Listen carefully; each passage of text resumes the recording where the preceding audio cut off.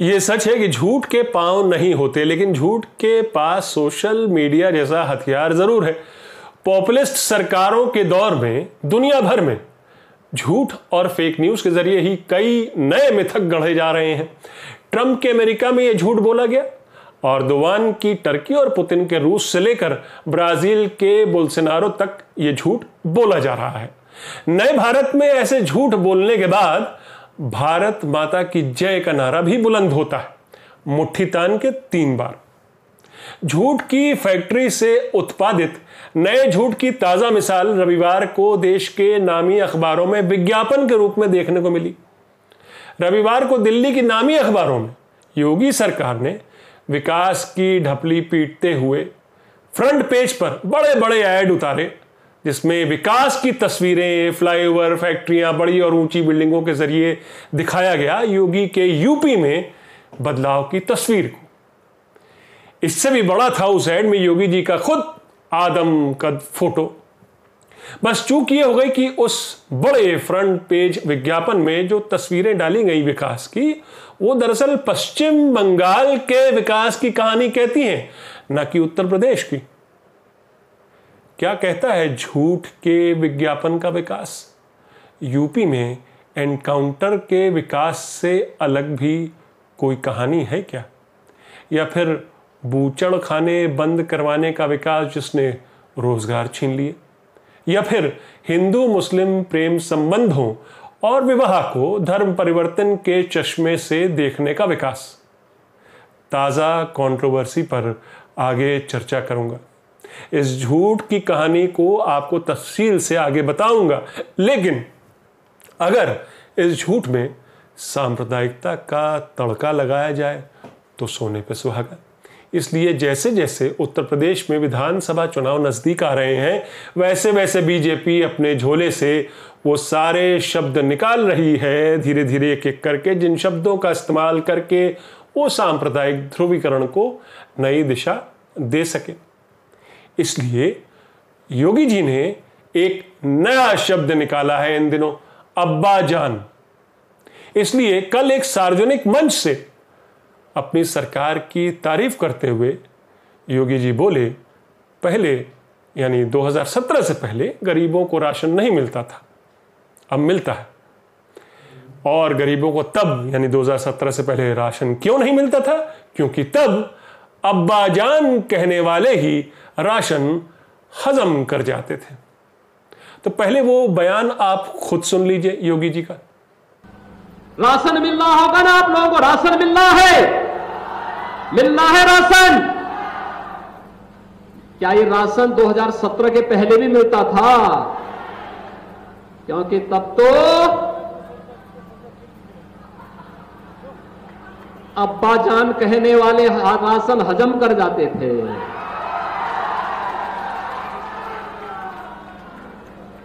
तब कुशीनगर का राशन नेपाल पहुंच जाता था, बांग्लादेश पहुंच जाता था। और आज कोई इन गरीबों का राशन निकलेगा तो राशन तो नहीं निकल पाएगा, लेकिन जेल जरूर चला जाएगा। जाहिर है योगी सपा सरकार पर निशाना साध रहे थे, मगर उनके बयान के दूसरे शब्दों में बांग्लादेश भी आता है। अब्बा जान यानी मुस्लिम तुष्टिकरण करने वाली सपा सरकार, मुलायम सिंह यादव के बेटे अखिलेश यादव की सरकार गरीबों का राशन बांग्लादेश भेज देती थी, जो मुस्लिम बहुल देश है। यही कह रहे हैं ना योगी जी? किस ओर इशारा था योगी जी का?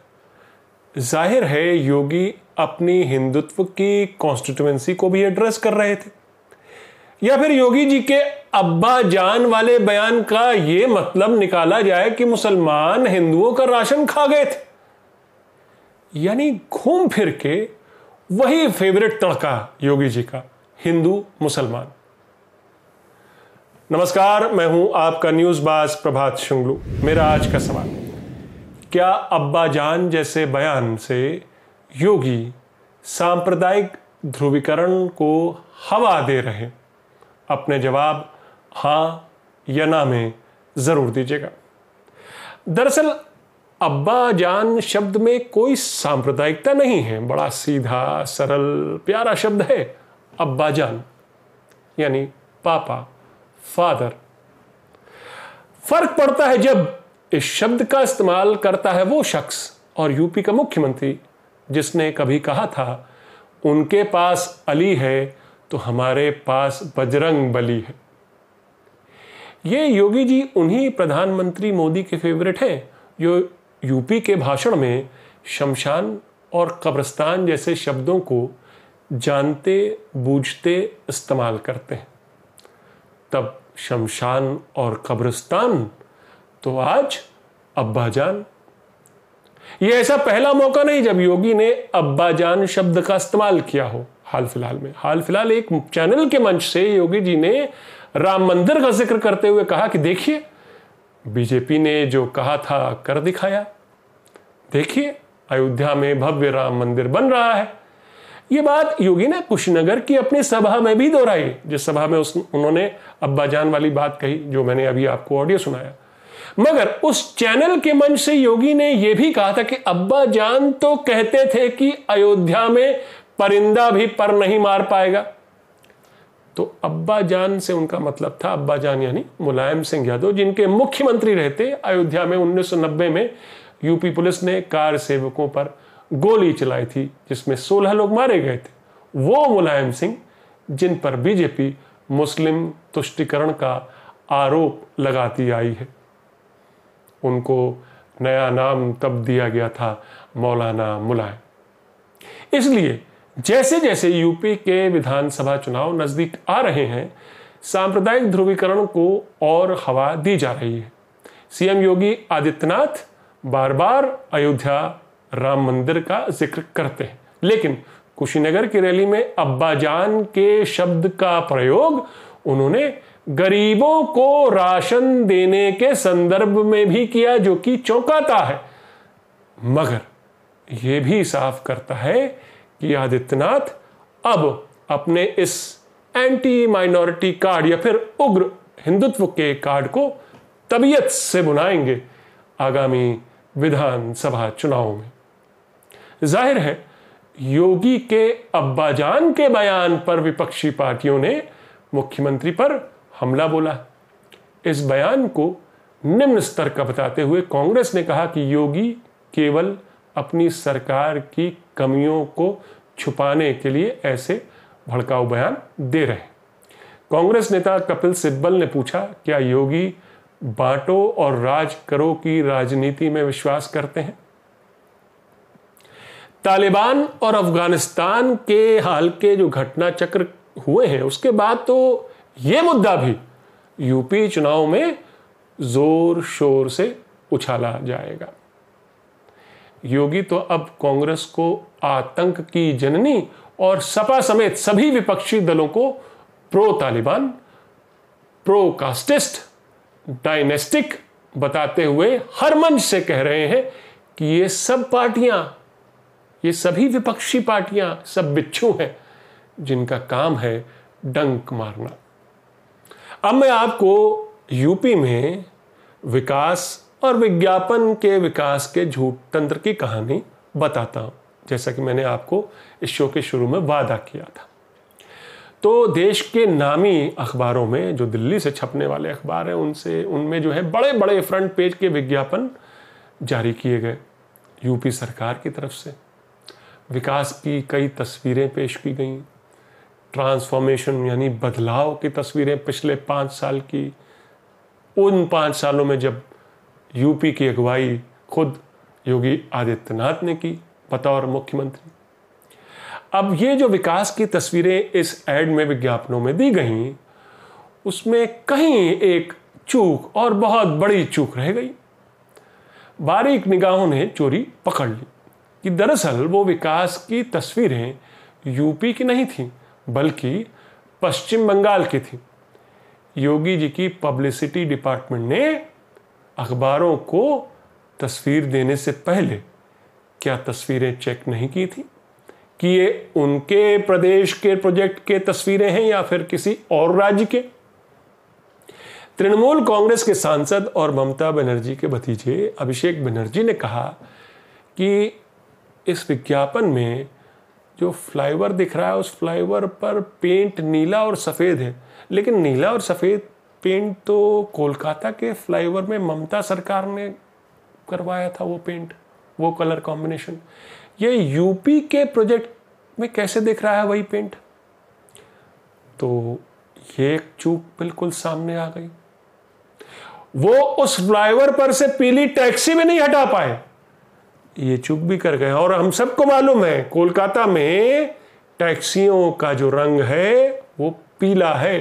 तो उस विज्ञापन में जो योगी सरकार ने छपवाए, जो अखबार में छपे, फ्रंट पेज के एक पेज के विज्ञापन, उसमें फ्लाईओवर पर रंग पश्चिम बंगाल के फ्लाईओवर का और उस फ्लाईओवर पर चलने वाली टैक्सी पीले कलर की, यानी जो टैक्सियां पश्चिम बंगाल में कोलकाता में चलती। खैर, फिर जैसे तैसे इस विज्ञापन से हाथ झाड़ने की कोशिश हुई। उस अखबार से माफ़ी मंगवाई गई कि हमसे गलती से यह चला, हमारे डिज़ाइनर ने यह गलती की, यानी तस्वीर अखबार ने लगाई थी, ना कि यूपी सरकार ने भेजी थी। वैसे ऐसा पहले कभी नहीं सुना। अखबार तो विज्ञापन छापता है, पैसे लेकर छापता है, यही उसकी कमाई है। वो विज्ञापन क्रिएट नहीं करता, जैसा विज्ञापन आता है वो उसको वैसे ही छाप देता है और यही उसका काम है। आपको याद होगा कुछ महीने पहले यूपी सरकार ने युवाओं को रोजगार दिए जाने के नाम पर एक झूठा वीडियो ही बनवा दिया था, लेकिन झूठ की बैसाखी जल्दी ही क्रैक कर गई और सरकार को अपना ही बनाया वीडियो वापस लेना पड़ा, क्योंकि जो युवा उस वीडियो में सीएम योगी को जिस पद पर उसे रोजगार दिए जाने के लिए मुख्यमंत्री को धन्यवाद दे रहा था, जो उस वीडियो में दिखाया गया, दरअसल उस पद पर तो पिछले 4 साल से कोई नियुक्ति ही नहीं हुई थी। पिछले 7 सालों में आम नागरिक ऐसे झूठ तंत्र का आदी हो चुका है और जिन राज्यों में बीजेपी की सरकार है वहां चुनाव आते आते इस झूठ तंत्र में और ईंधन डाला जाता है। इसी फेक न्यूज़ फैक्ट्री में उत्पादित एक नया वीडियो, एक नया फेक न्यूज़ आपके व्हाट्सएप पर, आपके सोशल मीडिया स्पेस पर फिर दस्तक देता है,